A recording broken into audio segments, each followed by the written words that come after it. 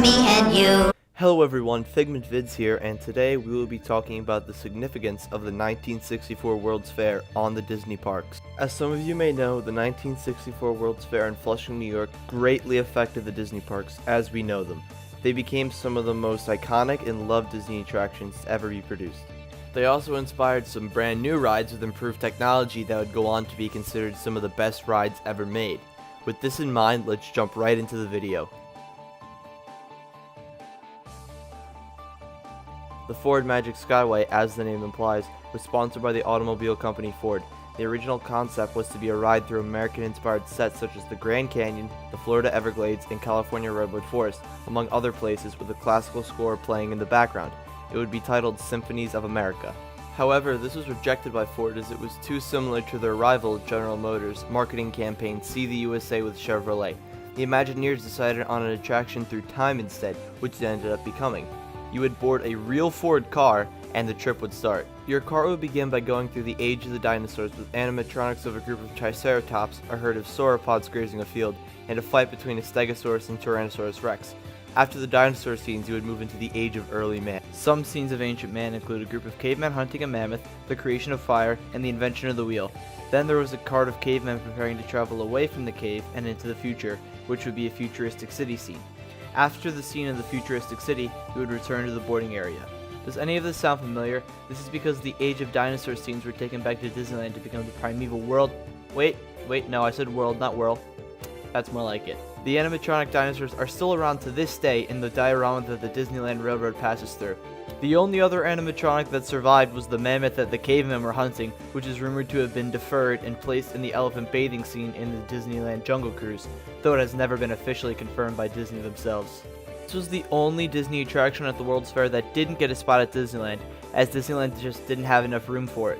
The Magic Skyway also led to ideas for other attractions such as the People Mover, World of Motion, Ellen's Energy Adventure, and Spaceship Earth. Even though it was never featured at a Disney park, I still believe that it has made a huge impact through the rides that it inspired. Great Moments with Mr. Lincoln is one of the most iconic and historic Disneyland attractions of all time. It was also thought up and designed by Walt Disney himself. The attraction was inspired by Walt Disney's fascination for Abraham Lincoln, stretching back to when Walt was just a young boy. Disney designed the show for the State of Illinois Pavilion in the World's Fair. The attraction featured the first human audio animatronic to ever be created, which was of Abraham Lincoln, of course. The attraction would start with a pre-show of paintings and pictures, with Illinois state song in the background. It was also narrated by Royal Dano and Disney legend Paul Frees.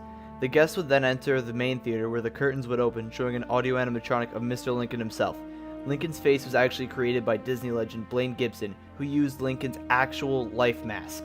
The show started when Mr. Lincoln stood up from his chair and addressed the crowd with a speech, which was taken from multiple speeches that Abraham Lincoln actually gave, which was compiled by James Alger. The 5-minute, 15-second speech opened as follows. The world has never had a good definition of the word liberty, and the American people just now are much in want of one. We all declare of liberty, but in using the same word we do not all mean the same thing. What constitutes the bulwark of our liberty and independence? It is not our frowning embattlements, our bristling seacoasts. These are not our reliance against tyranny. Our reliance is in the love of liberty which God has planted in our bosoms. Our defense is in the preservation of the spirit which prizes liberty as the heritage of all man, in all lands everywhere. Destroy the spirit and you have planted the seeds of despotism around your own doors.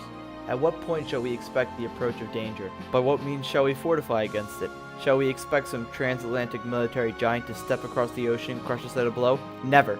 All the armies of Europe, Asia, and Africa combined could not, by force, take a drink from the Ohio or make a trek on the Blue Ridge in a trial of 1,000 years. The speech would then continue on for a few minutes. After Mr. Lincoln was finished with his speech, the curtains opened more to reveal the rotunda of the United States Capitol building. Then, the Battle Hymn of the Republic played with the image of the American flag appearing as a backdrop. After the attraction closed on October 17, 1965, the State of Illinois Pavilion was destroyed, and the audio animatronic of Mr. Lincoln went missing. For decades, no one knew where it was, until it was found to have been shipped to California and just forgotten. The Disneyland version was opened on July 18, 1965, to honor the 10-year anniversary of Disneyland's opening in the Opera House on Main Street, USA. Since then, it has seen multiple renditions and is still played in the Opera House to this day. Now for everyone's favorite rotating theater show, the Carousel of Progress. Before the World's Fair, General Electric asked Disney to design an attraction for their pavilion. Disney said yes, as GE was willing to pay both for the project and the new technology that was needed to be developed for the attraction. The Carousel of Progress was a 6-part show about how far technology had advanced.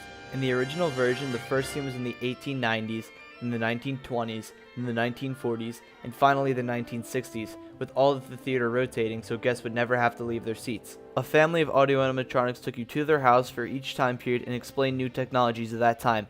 The narrator and father, who was the host of the show, was voiced by Rex Allen. The legendary Sherman Brothers were tasked with creating a song for the show that would connect the scenes together. They wrote the song in great enthusiasm, and what they came up was There's a Great Big Beautiful Tomorrow. The song was played as the theater rotated and, as mentioned before, would connect the acts. After the fair was over, the show was shipped to California where it opened back up on July 2nd, 1967. The show was pretty much the same with minor changes and updates in technology. It was closed down on September 9th, 1973 and shipped to the Magic Kingdom where it opened on January 15th, 1975. Since then it has been updated and changed several times to the modern day. And now for my favorite attraction out of this video, It's a Small World. The idea for It's a Small World started out as an attraction titled Children of the World. Because the board of directors for Pepsi was having trouble settling on an exhibit idea, they decided to ask an executive at Disney if they could design a pavilion for them. The executive declined as Disney was already doing 3 other pavilions, but when Walt found out, he reversed the decision and decided to take on the project with only 11 months until the fair's opening. That's right, Disney designed and built It's a Small World in less than a year. The original ride had dolls of children from all around the world singing each country's national anthem. However, this quickly became chaotic and confusing as the songs often blended together into a mess. It is Walt himself who is credited with telling the Sherman Brothers, "I need one song that can be easily translated into many languages and played as a round." Sherman Brothers then wrote the iconic song It's a Small World in a slow ballad style. However, Walt wanted something more upbeat and cheerful, so they sped the song up a bit into what we know it as today. Disney was so pleased with the new song, he named the entire attraction after it. The attraction finally opened on April 22nd, 1964. It was so popular, it sold 10 million tickets throughout the fair, and all the proceeds were donated to UNICEF. Despite most other attractions having lines that were hours long, there was hardly ever a wait for It's a Small World because of the high riders per hour capacity for the boats. The World's Fair guidebook described it as a salute to the children of the world designed by Walt Disney, presents animated figures frolicking in miniature settings of many lands. Visitors are carried past the scenes in small boats. In its adjoining building, Pepsi sponsors exhibits by the U.S. Committee for the United Nations Children's Fund. Above the pavilion rises the 120-foot Tower of the Four Winds, a fanciful creation of colored shapes that dance and twist in the breeze. And that's what the ride truly is. After the World's Fair ended, the ride was shipped to California where it was installed in Fantasyland and Disneyland. It is rumored that some parts of the ride are so old they still have shipping stickers from 1965. It's a Small World has remained mostly the same besides the addition of 29 Disney characters and the holiday overlay during the Christmas season. The ride is so popular that it is a ride at every single Disney resort around the world besides Shanghai Disneyland. Hey everybody, thank you so much for watching. If you like this video, please leave a like rating, I really appreciate it. And if you like this type of content, subscribe for more. I'm going to start putting more videos out about Disney history, top 10s, secrets, advice for when you're visiting the park. So if you're a big fan of the Disney parks and Disney itself, subscribe for more content like this. And if you have an idea for a video, leave it in the comments below. And until next time, I will see you later.